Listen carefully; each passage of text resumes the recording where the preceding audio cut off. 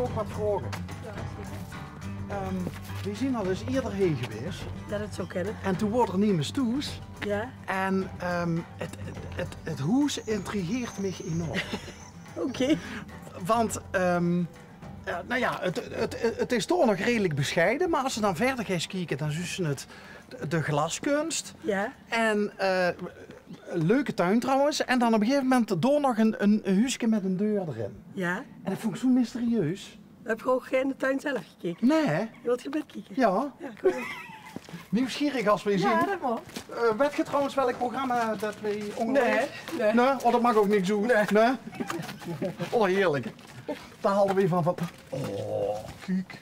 Dat is een kleine paradijsje. Het is maar een klein tuintje, maar... Wat gaaf. En dat midden in het dorp. Ja. Een eigen biotoopje. Ja. En oorspronkelijk was de tuin dus zo hoog. Alles Ruurmer is afgegraven eigenlijk. Om met hoes te bouwen. Ja. En ook het hoes zien hebben. Dit is echt de oorspronkelijke hoogte van... Wie oud is het hoes dan? Van 1961. Dus vroeger loog dat hier allemaal het maaiveld. Zo hoog. Ja, eigenlijk wel, ja. Waarom hebben ze het toch niet opgezet? Ik heb dan? geen idee, ik weet het niet. En we hebben dus, want dat hebben we uitgegraven. Hier, waar het terras is. Ja. En we hebben dus het deel wat daar uitkwam, nou, daar is weer overal gestort. Dus vandaar dat het toch ook een stuk hoger is. Wat leuk. En ik ben zelf glaskunstenaar, vandaar dat glas erin zit. Ah, is dat dan ook atelier of zo? Nee, dat is het tuinhuis. Het atelier is gewoon de garage. Ik werk bij de EC als glasdocent. En de shutting die is door Corderé gemaakt, dat kent ze misschien ook wel. Ja, van naam wel. Ja, het Cor is degene die ook al die stoel en tafels en zo maakt, waar glas en lood in zit. En hij heeft bij ons ook de tuin ontworpen en we hebben samen met hem de shutting gemaakt. En normaal gesproken duidt hij dan door het glas inzetten, maar in dit geval heb je dat zelf gedaan natuurlijk. Ja. Ja. Maar het tuinhuisje, Ja? dat is ook van Cor. Ja. Hij ontworpen en we hebben het samen gemaakt. En die dingetjes die door dan stonden, Dat is voor mij. om een idee te krijgen van Ja. wat jij dan zo maakt. Ja, nou, als ze dat wil zien, moet ze even naar binnen lopen. Dan stuit die ene. Als ze dan toch bezig bent, zou ik zeggen, loop door. Mogen we dan als gevaccineerden even achter elkaar Ja, lopen? ja. Ja? Kijk, dit is hetgene. Hallo, Hallo. goedemorgen. Dit is een van de dingen die ik maak. Is dat een Cher Jacobs er bovenop? Ja, ik heb een Sjaar in de klas gezet. Oké. Nee, maar dit soort dingen... Nee, die maak ik niet zelf. Hij heeft er ooit een proefje gemaakt. Dat is... Oh, verrek, het is zo... maar des te unieker Ja. dat je een proefje van Cher Jacobs Ja. hebt. Want dat is de... Ja. Oh, wat leuk Ja. dat je bij elkaar in de klas hebt gezeten. Ja, dat... Maar dat zien we al op. Die niet, maar dat is wel voor mij. Dat is... Dus je combineert, mag ik tegen zeggen? Ja, mag ik Wie heeft zeggen. ze trouwens? Rut. Rut. Hoi. Rut, ik ben Bas. Ja, hi. Hi, aangenaam.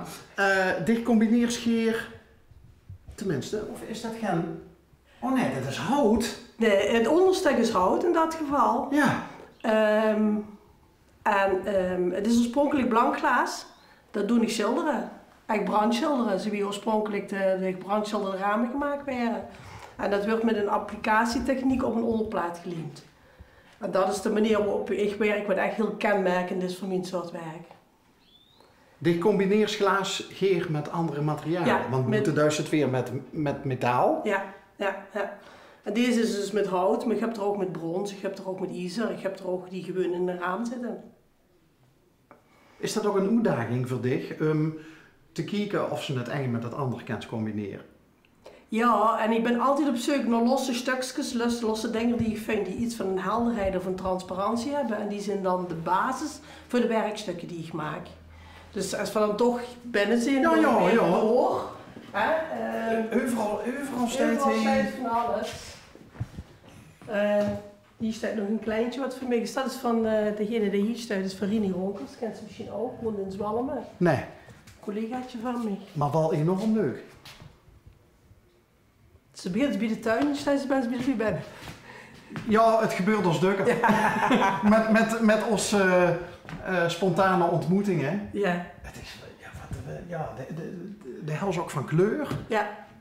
En nog even terug te komen op het gebrandschilderde.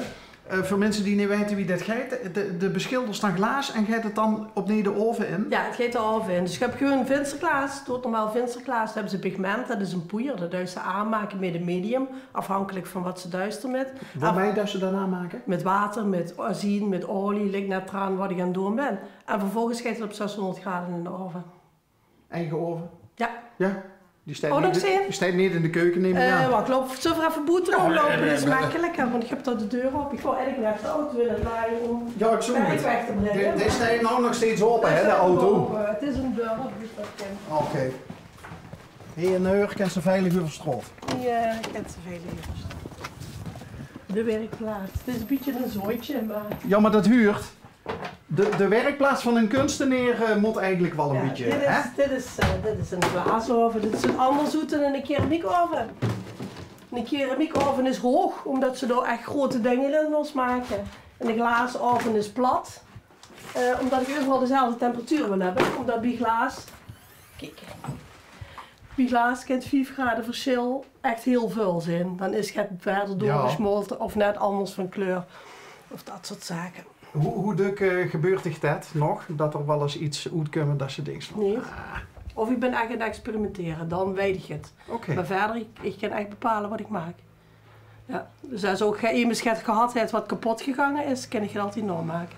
Of het moet echt een heel goed experiment zijn, maar normaal gesproken ken dat wel.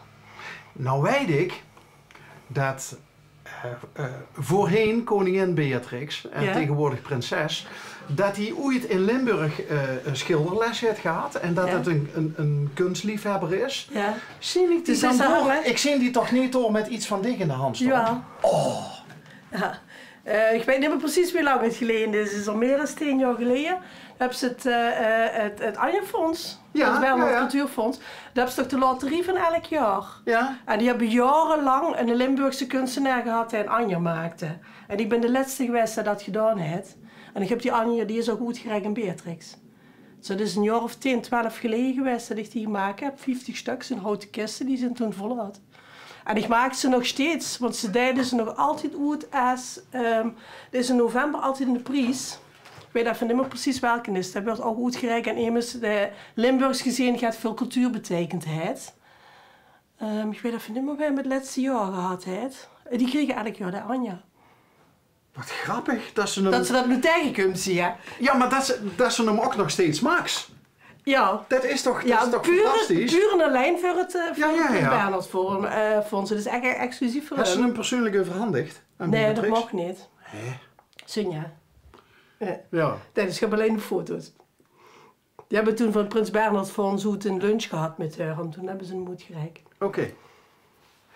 Heeft ze er nog een reactie op gehad van haar? Ik heb wel ergens in de brief liggen, ja, dat ze er blij met was. Oké. En ik heb toen wel nog gevraagd of ik die foto's eigen SPR mocht gebruiken, maar dat mocht dan maar niet. Nou ja, indirect gebeurt dat nou toch? Ja. Voor zover dat ze dat nog nu de geest rudt. Ja. Ja, we weten dus ook niet waar staat bij Beatrix. Hè? Ik denk dat hij op de zolder ligt bij alle kunst is gekregen. Nou, niet zo bescheiden, hè? Ja, dat vermoed ik inderdaad wel. Ik zie door... althans, ik ga er vanuit dat het tegen Rut Haukes is. Ja. Galerie Joras. Ja. Bestaat die nog? Nee. Maar er was toen wel een... ik weet niet precies hoe lang geleden, maar er was wel een bekende galerie. Ja. Dus ik exposeer nog wel. Ik moet zeggen dat het minder is, want ik ben glaskunstenaar, ik ben glasdocent, maar ik ben sinds 2 jaar eigenlijk ook de hoofdeducatie op de Eerste Cultuurfabriek. Oh. En daar ga ik meer tijd in zetten. Dus ik doe eigenlijk voor de glaskunst alleen nog maar de dingen die ik leuk vind. Eerst deze nog wel eens opdrachten om het geld te verdienen, maar nu echt alleen wat ik wil. Ik duis alleen nog maar dingen die ze leuk vindt. Ja. Dat willen we eigenlijk allemaal. Ja. En dat duis op een hele mooie plek. Ja. Want dat is de EC Cultuurfabriek. Ja, zeker. Dat is een hele goeie. Hey, maar glaskunst, ja.